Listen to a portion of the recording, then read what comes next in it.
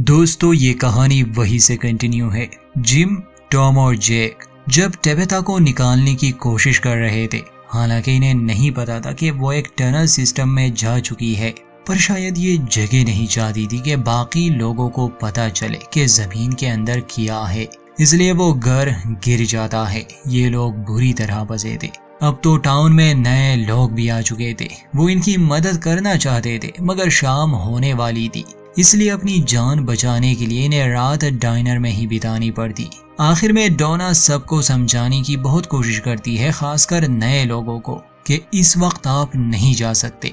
वो बस की ड्राइवर एंजेलिका को बहुत समझाने की कोशिश करती है, मगर वो बात नहीं मान रही थी। मजबूरन डोना ने गोली चलाई बस के टायर्स पर। कुछ लोग डर गए और अपनी जान बचाने के लिए वो टाउन से भाग गए। बाकी बचे लोगों को केनी और डोना ने डाइनर में बंद कर दिया, जो उनकी भलाई के लिए था। मगर यहाँ फंसा हर नया इंसान इस बात से अनजान रहता है कि असल में ये कैसी जगह है या रात को क्या निकलते हैं। इन्हें तो अंदाजा भी नहीं कि अब ये असली दुनिया से बिल्कुल कट चुके हैं।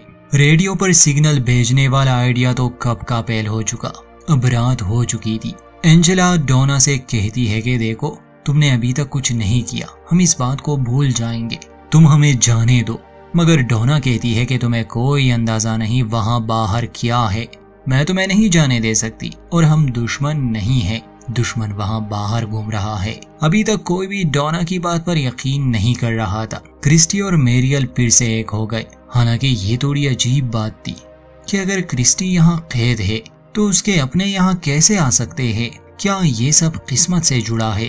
मेरियल नाराज बहुत थी कि वो बिना कुछ बताए गायब हो गई। उसे तो लग रहा था कि शायद क्रिस्टी ने किसी कल्ट को ज्वाइन किया है, मगर क्रिस्टी कहती है कि मैं तुम्हें अभी नहीं समझा सकती, तुम खुद ही सब जान लोगी। डर के मारे जो लोग भाग गए थे, फातिमा और एलिस उनकी मदद करना चाहते थे, मगर वो लोग इन पर भरोसा नहीं करते। एलिस फातिमा को जल्दी से घर में ले जाता है, क्योंकि वो लोग तो नहीं जानते और ये दोनों भी मारे जाएंगे। कुछ लोग जो बाहर थे, राक्षस काफी मजे से उनका शिकार करते हैं और इन्हें बस सुनाई देती है उनकी दर्द भरी चीखें। वहाँ मलबे तले फंसे वो लोग भी काफी परेशान थे। उस नए लड़के को होश आता है, वो काफी घबराया हुआ था। कहता है कि मैं सांस नहीं ले पा रहा, मेरी मदद करो। मगर टॉम उसे शांत करता है। कुछ देर बाद उसके मुंह से खून आने लगा। वो बहुत शोर मचा रहा था, इसलिए राक्षस उस जगह की तरफ आकर्षित होते हैं। वो उस लड़के को भी मार डालते हैं और टॉम को भी ले जाते हैं।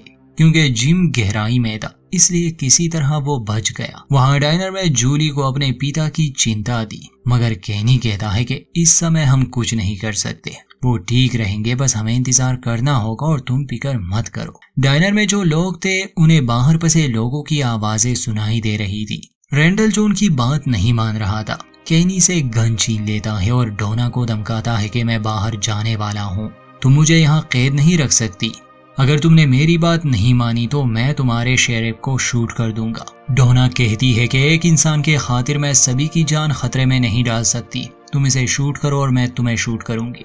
रेंडल जब समझ जाता है कि डोना मजाक नहीं कर रही, इसलिए वो गन वापस करता है। क्रिस्टी और केनी की बात होती है। खैर, क्रिस्टी परेशान जरूर थी, क्योंकि अभी अभी उसने केनी से प्यार करना शुरू कर दिया था और अब अचानक से वही इंसान लौट आई जिससे उसकी मंगनी हो चुकी थी। तो दोनों के लिए बहुत ही अजीब सी सिचुएशन थी। हमें एक कपल दिखाया जाता है जो इसी बस में सफर कर रहे थे। वो दोनों भी भाग गए थे। लड़के का ख्याल था कि शायद ये किसी तरह का फ्रैंक है। दोनों एक घर में छुप जाते हैं। लड़की घबराई हुई जरूर थी। फिर दरवाजे पर दस्तक होती है। दरिंदे कहते हैं कि हम तुम्हारी मदद के लिए आए हैं। वो लड़का दरवाजा खोलता है और इसके बाद क्या हुआ होगा वो आप और हम अच्छी तरह से जानते हैं। एक बूढ़ा शख्स अपनी पत्नी के साथ बस में छुपा था, उन्हीं राक्षसों में से एक जिसके चेहरे पर हमेशा मुस्कान होती है। वो उन्हें ढूंढ लेता है। उन लोगों को लगा कि शायद ये इंसान है और इनकी मदद के लिए आया है, मगर वो राक्षस कहता है कि तुम लोगों ने छुपने के लिए गलत जगह चुनी, और इसी के साथ वो उन पर हमला कर देता है, उनके शरीर के टुकड़े टुकड़े कर देता है। अब कुछ कैरेक्टर्स को मिलवाने का समय आ गया है। विक्टर और टेबेथा किसी तरह उन मनहूस टनल से बाहर आ चुके थे। टाउन अभी दूर था, अंधेरा हो चुका था। विक्टर टेबेथा को लिए कंटेनर में छुप जाता है। असल में ये जगह विक्टर की थी, यहाँ काफी सामान था, दोनों ही डरे हुए थे। टेबेथा विक्टर से पूछती है कि तुम किसके साथ यहाँ आए थे, तो विक्टर जवाब देता है कि मैं अपनी माँ के साथ। वहाँ दूसरी तरफ बॉयड दिखाया जाता है जो अब उस कुएं से बाहर आ चुका था। वो एक अजीब सी जगह पर था और वहाँ एक इंसान भी बेड़ियों में बांधा गया था, एक बुजुर्ग कमजोर सा इंसान। हैरानी की बात ये थी कि अगर इस आदमी को यहाँ बांधा गया है तो फिर रस्सी किसने फेंकी। बॉयड के पास गन थी, इसलिए वो आसपास चेक करने लगा। 2 और लाशें उसे नजर आती है, शायद इस आदमी की तरह उन्हें भी कैद में रखा गया था और वो मर गए। ये आदमी पूछता है कि क्या तुम टाउन से हो। बॉयड को हैरानी होती है, जवाब देता है कि हाँ, पर तुम टाउन के बारे में कैसे जानते हो। ये आदमी अपना नाम मार्टिन बताता है और कहता है कि पहले मुझे लगता था कि टाउन ही सबसे खतरनाक जगह है, फिर मैं उसी पेड़ में चला गया और यहाँ पहुँच गया। बॉयड को यकीन आ जाता है कि इन दोनों के अलावा यहाँ कोई नहीं है। फिर वो इस आदमी की मदद करना चाहता था। बॉयड उससे पूछता है कि आखिर तुम यहाँ कितने समय से हो। वो आदमी जवाब देता है कि बहुत समय से, अब तो मुझे याद भी नहीं। उसके हाथ पर एक टैटू भी था, जिसका मतलब कि वो भी मिलिट्री में रह चुका है। बॉयड उसे कहता है कि मैं तुम्हें यहाँ से छुड़ाऊंगा, टाउन ले जाऊंगा, वहाँ तुम्हारा इलाज होगा। वो आदमी कहता है कि नहीं, अगर तुम मेरी मदद करना चाहते हो तो बस मुझे मार डालो। बॉयड को उसकी ये बात अजीब लगती है। वो एक पत्थर लेता है और उन जंजीरों को तोड़ने की कोशिश करता है। वो आदमी अपना दिमागी संतुलन खो चुका था, मगर वो एक बात कहता है। वो कहता है कि तुम्हें ऐसा नहीं लगता जैसे हम किसी भयानक सपने में हो, क्योंकि बॉयड की पत्नी एबी भी ऐसा सोचती थी। तो बॉयड उसकी बात का कोई जवाब नहीं देता। फिर अचानक से एक म्यूजिक बजना शुरू हुआ। मार्टिन कहता है कि म्यूजिक के बंद होने से पहले निकल जाओ, वरना वो आ जाएंगे। बॉयड देखता है कि वहाँ एक म्यूजिक बॉक्स पड़ा है। वो फिर भी मार्टिन की मदद करता है, उसका एक हाथ खोल देता है और जैसे ही दूसरा खोलने वाला था, मार्टिन को कुछ होने लगा। बॉयड को उसके हाथ में हलचल दिखाई दी, जैसे उसके शरीर के अंदर कीड़े हो। अचानक से मार्टिन का बर्ताव बदल जाता है। वो बॉयड को पकड़ लेता है और कहता है कि my blood is now your blood. इसी के साथ वो बॉयड को जख्मी कर देता है। बॉयड हाथ में मशाल लिए जैसे ही उस जगह से बाहर निकला, वो जगह खंडर में बदल जाती है। ना वहाँ कोई कमरा था, ना कोई आदमी। ऐसा लग रहा था जैसे बॉयड कोई सपना देख रहा हो, या फिर वो किसी और समय में पहुंच गया था, कौन जाने। खैर, अब रात हो चुकी थी। वो जंगल में था और राक्षसों का खतरा था, इसलिए जान बचाने के लिए वो भागने लगा। तभी उसे शोर सुनाई दिया। राक्षस इस ओर आ रहे थे, मगर जैसे जैसे वो करीब आने लगे, बॉयड को वो धुंधले नजर आ रहे थे। खैर, किसी तरह बॉयड उनसे बच जाता है और उसी कंटेनर तक पहुंच गया जहां टेबेथा और विक्टर छुपे थे। पहले तो वो लोग डर जाते हैं, मगर बॉयड को देखकर उनकी जान में जान आई। इन्होंने दरवाजा बंद ही नहीं किया था कि वहाँ एल्जन नामी लड़का भी पहुंच जाता है। ना तो विक्टर, ना टेबेथा और ना ही बॉयड उसे जानते थे, मगर उसका बर्ताव अलग था, राक्षसों की तरह नहीं था, इसलिए ये लोग उसे अंदर आने देते हैं। बॉयड के पास पत्थर का वो ताबीज था जिसे वो दरवाजे पर लगा देता है। उसका हाथ जख्मी हो चुका था, इसलिए वो उसे कपड़े से बांध देता है। विक्टर बॉयड से पूछता है कि तुम तो एक कोच पर निकले थे ना, मगर बॉयड ने जो एक्सपीरियंस किया वो उसके बारे में कुछ नहीं बताता। उसने सेरा को भी खो दिया। इन्हें अब ये पता चल चुका था कि टाउन में नए लोग आ चुके हैं और कल हादसा हुआ, मतलब एक घर गिर गया। टेबेथा को ये समझने में देर नहीं लगती कि वो घर असल में उनका था और जिम उसे बचाने के चक्कर में वहां फंस गया। सुबह होती है, टेबेथा विक्टर को लिए टाउन की तरफ जाती है और बॉयड को पता चलता है कि अब उसके शरीर में अजीब से बदलाव आ रहे हैं। जिस तरह उसने मार्टिन के शरीर में उन कीड़ों को देखा था, अब वैसे ही वो अपने हाथ में देखता है। मार्टिन पर किसी तरह का श्राप था जो अब उसने बॉयड को दे दिया। खैर, आगे जानेंगे इसका मतलब क्या था। सुबह हो चुकी है। बॉयड, टेबेथा और विक्टर टाउन पहुंच गए। बॉयड पहले तो पुलिस स्टेशन में जाता है और अपने जख्म को देखता है। एक बार फिर से वो अपने शरीर के अंदर कुछ महसूस करता है। खैर, इसे अपना वहम मानकर वो नजरअंदाज कर देता है। थोड़ी देर बाद वहाँ एलिस आया, यानी उसका बेटा, जो उससे मालूम करना चाहता था कि उसे कोई जवाब मिले या नहीं और सेरा कहाँ है। बॉयड उसे पूरा सच नहीं बताता। कहता है कि मैं और सेरा जंगल में आगे तक गए थे, फिर तूफान की वजह से मुझे एक पेड़ के अंदर जाना पड़ा। तो एलिस पूछता है कि फिर आप कहाँ पहुंचे। बॉयड कहता है कि मैं सीधा यहाँ पहुंच गया। एलिस हैरान था, पूछता है कि आखिर ये कैसे मुमकिन है। बॉयड कहता है कि मैं नहीं जानता, बस ऐसे ही हुआ। हालांकि उसने ये बात बिल्कुल नहीं बताई कि असल में वो एक ऐसी जगह पहुंचा जहां उसने बूढ़े कैद इंसान को देखा था। उसने बॉयड को जख्मी भी कर दिया। बॉयड के पास अच्छा बहाना था कि ये जख्म एक पेड़ की वजह से आया। एलिस परेशान लग रहा था। बॉयड जब उससे वजह पूछता है तो एलिस फातिमा की बात करता है कि कल रात वो अजीब सा बर्ताव कर रही थी। मुझे ऐसा महसूस होने लगा जैसे मैंने उसे खो दिया हो। खैर बॉयड अपने बेटे को समझाने की कोशिश करता है कि अच्छा यही होगा, तुम उसे अपना लो। इसके बाद एलिस वहां से चला गया। याद होगा आपको, जिम, टॉम और वो नया लड़का मलबे तले दब गए थे। रात को टॉम और वो लड़का राक्षसों के हाथों मारे जा चुके थे, मगर जिम किसी तरह बच गया। अगली सुबह सभी ने मिलकर उसे बाहर निकाला। वो थोड़ा बहुत जख्मी जरूर हुआ था, मगर बाकी ठीक ठाक था। टेबेता भी टाउन में आ चुकी थी। दोनों एक दूसरे को जिंदा और सही सलामत देखकर बहुत खुश थे। टेबेता कहती है कि जिम में काफी गहराई तक गई थी। मैंने देखा कि वो वायर्स किसी भी चीज के साथ अटैच नहीं है, वो बस खत्म हो जाते हैं। हैरान हूं मैं कि फिर ये इलेक्ट्रिसिटी कैसे आती है। जिम कहता है कि मुझे और तुम्हें बहुत सी बातें करनी है।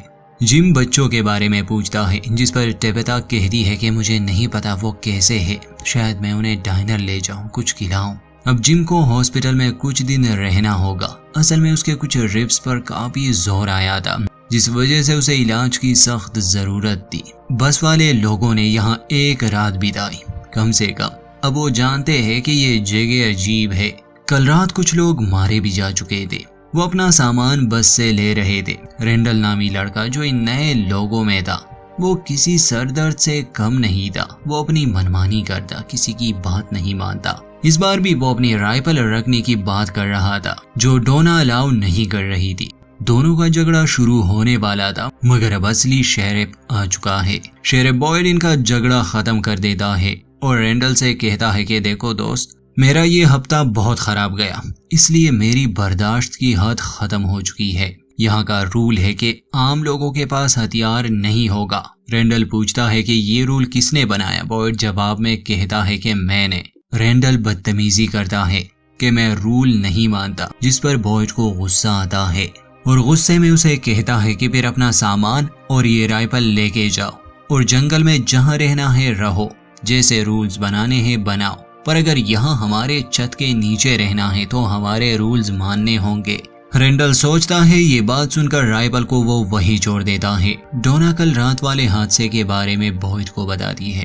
कहती है कि कुछ लोग तो मेरी गलती की वजह से मारे गए, मैंने बस के टायर को शूट किया। बॉयड कहता है कि अगर तुम ऐसा ना करती ज्यादा लोग मारे जाते। जो भी किया तुमने ठीक किया। डोना बॉयड से पूछती है कि तुम्हारे साथ क्या हुआ जंगल में, कुछ मिला तुम्हें? मगर बॉयड डोना को कुछ खास नहीं बताता। सीन शिफ्ट होता है विक्टर पर। जब वो अपने कमरे में आता है उसे बहुत बुरा लगा, क्योंकि जेड ने उसके कमरे का सत्यानाश कर दिया था और उसका बहुत सा सामान भी मिसिंग था। विक्टर एक डिस्टर्ब इंसान है, वो किसी को नुकसान नहीं पहुंचाता, मगर खुद भी उसे ये अच्छा नहीं लगता कोई उसके पर्सनल चीजों को टच करे। उससे में वो जेड के पास जाता है। जेड उस समय वायलिन बजा रहा था और ये वायलिन असल में विक्टर का था, असल में उसकी माँ का था। विक्टर उसे अपना वायलिन वापस ले लेता है और गुस्से में कहता है कि मेरे कमरे में दोबारा कभी मत आना। जेड थोड़ा सा अजीब था, बदतमीज था। वो विक्टर से माफी मांगता है और विक्टर गुस्से में वहां से चला गया, मगर जेड उसके पीछे आता है। वो उससे सिंबल और उस आदमी के बारे में पूछना चाहता था। विक्टर पहले तो उससे कोई बात नहीं करता। जेड उसे वो तस्वीर भी दिखाता है, मगर विक्टर जेड से नाराज था। जेड को उसे गुस्सा नहीं दिलाना चाहिए था। विक्टर कुछ नहीं कहता और वहां से चला जाता है। जेड को कोई जवाब नहीं मिला। वहां एलिस और केनी जंगल में गए थे, उन्हें जानवरों के लिए ट्रैप सेट करने थे। एलिस अपनी गर्लफ्रेंड के लिए पुल तोड़ रहा था। केनी कहता है कि यहाँ एक रॉड मिसिंग है और तभी उन्हें म्यूजिक सुनाई दिया। जब वो उस आवाज के पीछे जाते हैं तो देखते हैं कि उन नए आए हुए लोगों में एक लड़की वहां पड़ी थी, जिस रॉड को केनी ढूंढ रहा था। असल में उस रोड को उसके सर के आर पार कर दिया गया था। कल रात ये लड़की और इसका बॉयफ्रेंड एक घर में छुपे थे, मगर इन्हें राक्षसों के बारे में कोई अंदाजा नहीं था, इसलिए इन लोगों ने दरवाजा खोल दिया। केनी और एलिस को लग रहा था कि शायद ये मर गई असल में उसके फोन में म्यूजिक ऑन था। अचानक से वो लड़की होश में आती है। उसका बचना नामुमकिन था, मगर वो दर्द से नहीं चिल्ला रही थी बल्कि बहुत शांत थी। उसका कहना था कि मुझे कोई दर्द महसूस नहीं हो रहा। एलिस कैनी को क्रिस्टी के पास भेज देता है। कैनी जब क्रिस्टी को ले आता है वो समझ गई कि मामला सीरियस है। अजीब बात ये थी कि ये जंगल में कैसे आई। तो लड़की बताती है कि कल रात हमें घर में चुभे थे, फिर दरवाजे पर दस्तक हुई। हमने दरवाजा खोला, वो लोग हमें जंगल में ले गए। उन्होंने मुझे यहाँ रखा और कहा कि मैं वो सब देखूं जो वो मेरे बॉयफ्रेंड के साथ करने वाले हैं। उन्होंने मेरे सामने ही उसे बेदर्दी से मार डाला और मैं वो देख रही थी। ये लड़की रोने लगी। क्रिस्टी को पता था कि अगर वो रॉड को बाहर निकालेगी तो लड़की मारी जाएगी, अगर नहीं तो भी मारी जाएगी। मगर धीरे धीरे क्रिस्टी अपने साथियों यानी एलिस और कैनी से बात करती है कि एक ही रास्ता है इसे शूट करने का, मगर वो लोग ऐसा नहीं करना चाहते थे। वो लड़की भी जानती थी कि मैं नहीं बचने वाली। वो अपना सेलफोन मांग रही थी। कहती है कि मैं अपनी माँ को कॉल करना चाहती हूँ। क्रिस्टी उसे कहती है कि माफ करना, मगर यहाँ कोई सर्विस नहीं है। अगर तुम्हें कुछ कहना है तो हमें कह दो, हम तुम्हारा संदेश पहुँचा देंगे। वो लड़की रोते हुए कहती है कि मैं अपनी माँ से माफी मांगना चाहती हूँ। जब मैं घर से निकल रही थी मैंने उनसे झगड़ा किया, मुझे उसे गले से लगाना चाहिए था। इसके बाद वो लड़की दर्द महसूस करने लगी। अब वो शांत नहीं रहती। पास ही बॉयड भी था। वो अपनी पत्नी की कब्र पर आया था। वो ये आवाजें सुनता है, इसलिए वो भी इस ओर भागता है। ये नजारा देखकर वो भी चौंक गया। खैर कैनी और एलिस में इतनी हिम्मत नहीं थी, इसलिए बॉयड क्रिस्टी की मदद करता है और उस रॉड को जैसे ही बॉयड बाहर निकालता है उस लड़की की मौत हो जाती है। एक बात जो गौर करने वाली है, इस लड़की का नाम केली और इसके बॉयफ्रेंड का ब्रायन था। बाद में बॉयड इस बारे में कुछ बताएगा। खैर जब उस लड़की केली की मौत हो जाती है ये सभी के लिए दुख की बात थी। एल्जन दिखाया जाता है। फातिमा उसके साथ थी। असल में फातिमा हर नए इंसान के साथ होती है ताकि वो उसे इस जगह के बारे में गाइड कर सके। एल्जन पूछता है कि क्या यहाँ आसपास कोई तालाब है। फातिमा को हैरानी होती है कि तुम्हें कैसे मालूम। जब वो उसे वहाँ ले जाती है एल्जन कहता है कि मैंने ये सब सपने में देखा था, इसलिए जब बस इस टाउन में दाखिल हुई मुझे मेरा सपना याद आ गया और मैं चिल्लाने लगा। वहाँ टेबेथा अपने बच्चों को डाइनर ले गई थी। वो काफी परेशान थी। वो एली से मिलती है, कहती है कि हमारे पास पहनने के लिए कपड़े नहीं है और हमारा घर भी टूट चुका है। एली एक अच्छी औरत थी। वो उसे स्टोर रूम में भेज देती है कि वहाँ से अपने लिए कपड़े लो और आज के बाद तुम और तुम्हारा परिवार मेरे घर में ही रहेंगे। इस बात से टेबेथा को बहुत खुशी होती है। जूली को लिए वो स्टोर रूम में जाती है और अपने पसंद के कुछ कपड़े ले आती है। वापस आते समय टेबेथा को दो अजीब से डरावने बच्चे नजर आए जो एक पल वहाँ थे और अगले पल गायब। जूली को थोड़ा शक हुआ। घर आने पर वो जूली को सच बता देती है कि मैंने ऐसा कुछ देखा। उस समय ईथन बाहर खेल रहा था। टेबेथा उसके पास आती है, उसे कुछ बताना चाहती थी, मगर ईथन लकड़ियों से एक टावर बना रहा था और सेम ऐसा ही कुछ टेबेथा ने उन गुफाओं में देखा था, जिससे वो सोच में पड़ जाती है और ठीक सामने फिर से वो दो बच्चे नजर आने लगे। डर के मारे वो ईथन को लिए जल्दी से घर में आती है। क्रिस्टी बहुत उदास थी। रोते हुए वो मेरियल के पास आती है और कहती है कि मुझे छोड़कर मत जाओ। एपिसोड के अंत में दिखाया जाता है कि बॉयड डोना के पास आया। वो अपनी एक कहानी सुनाता है जब वो अफगानिस्तान में था। उसके एक दोस्त की वहाँ मौत हुई थी। उसका नाम केली ब्रायन था। बॉयड कहता है कि क्या इत्तेफाक है, आज जिस लड़की की मौत हुई वो भी तकरीबन मेरे हाथों। उसका नाम केली और बॉयफ्रेंड का ब्रायन था। आखिर ये सब पॉसिबल कैसे है? क्या सच में ये कोई डरावना सपना है? डोना पूछती है कि बताओ बॉयड, जंगल में क्या हुआ था, तुमने क्या देखा? मगर बॉयड बिना कुछ बताए वहां से चला जाता है। और आगे देखते हैं इन लोगों के साथ क्या होता है। तो जुड़े रहिए।